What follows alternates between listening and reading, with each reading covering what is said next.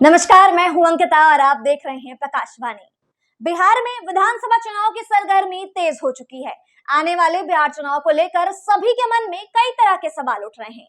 सभी सवालों में से एक सवाल ये भी है कि क्या कांग्रेस अपने पुराने सहयोगी आरजेडी की जड़ें काटने की तैयारी में है? क्या कांग्रेस राजद के पुराने एजेंडे के सामने जनता के समक्ष एक नया विकल्प रख रही है? इस सवाल का जवाब तो मैं दूंगी, लेकिन उससे पहले अगर आपने चैनल को सब्सक्राइब नहीं किया है तो जल्दी से कर ले और सवाल का जवाब जानने के लिए वीडियो को अंत तक जरूर देखें। जिस कन्हैया कुमार को आरजेडी ने 2019 के लोकसभा चुनाव में टिकट नहीं लेने दिया कि कहीं उनका कद तेजस्वी से बड़ा ना हो जाए, उस कन्हैया कुमार को अब कांग्रेस बतौर मेन लीड रिप्रेजेंट कर रही है।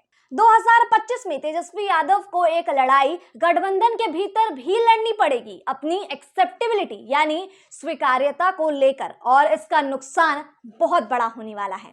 तो चलिए विस्तार से समझते हैं। बिहार में इस साल सितंबर और अक्टूबर में विधानसभा चुनाव होने वाला है। बीजेपी, जेडीयू, आरजेडी और कांग्रेस समेत सभी दल जोर शोर से तैयारियों में जुटे हुए हैं, लेकिन इस बार कांग्रेस का रुख कुछ अलग दिख रहा है। सालों तक बिहार की सत्ता पर काबिज रही कांग्रेस बीते कुछ दशकों में हाशिए पर चली गई थी, मगर अब राहुल गांधी की बढ़ती सक्रियता और उनका बदला हुआ अंदाज बता रहा है कि कांग्रेस इस बार कोई कसर नहीं छोड़ने वाली है।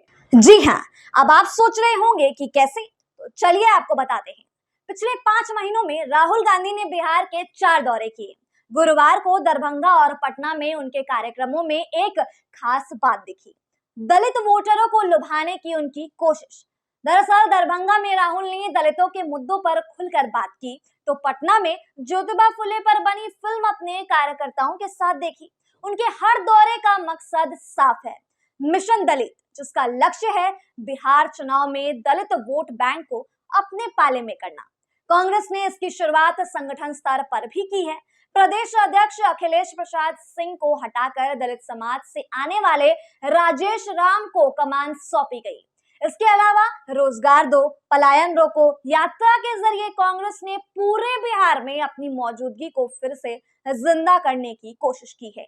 लेकिन सबसे बड़ा सवाल यह है कि क्या कांग्रेस अब आरजेडी से दूरी बना रही है? हमेशा से लालू यादव की छाया में रही कांग्रेस अब अपने पैरों पर खड़ा होने की कोशिश कर रही है। कन्हैया कुमार को पार्टी ने एक बड़े चेहरे के तौर पर आगे किया है, जिसे तेजस्वी यादव शायद पसंद भी ना करें। वहीं पप्पू यादव को भी कांग्रेस एक मजबूत नेता के तौर पर पेश कर रही है। चुनाव से पहले दोनों दलों के बीच तनातनी भी दिख रही है। आरजेडी जहां तेजस्वी यादव को मुख्य चेहरा बताती है, वहीं कांग्रेस बार बार यही कहती आ रही है कि चेहरा चुनाव बाद तय होगा। राहुल गांधी का यह नया अंदाज और कांग्रेस का बदला हुआ रुख साफ इशारा कर रहा है कि पार्टी अब न सिर्फ दलित वोटरों को लुभाना चाहती है, बल्कि आरजेडी के दबदबे से भी बाहर निकलना चाहती है। तो दोस्तों, आपको क्या लगता है, क्या कांग्रेस वाकई आरजेडी की जड़ें काटने की रणनीति पर काम कर रही है, या ये सिर्फ चुनावी रणनीति का हिस्सा है? ये तो अब वक्त ही बताएगा। हमारे साथ बने रहिए और बिहार के सियासत के हर अपडेट हम आप तक ऐसे ही पहुंचाते रहेंगे। धन्यवाद।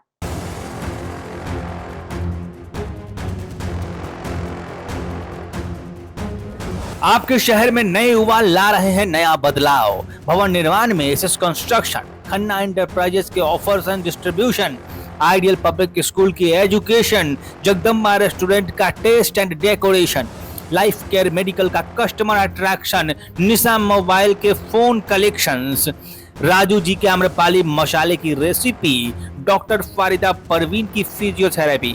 ये है शहर में अपने फील्ड के दिग्गज। आप भी बताइए, आप हैं किस फील्ड के दिग्गज, ताकि हम बता सकें अपने दर्शकों को। जुड़े प्रकाशवाणी के डिजिटल मीडिया प्लेटफॉर्म के साथ आज ही।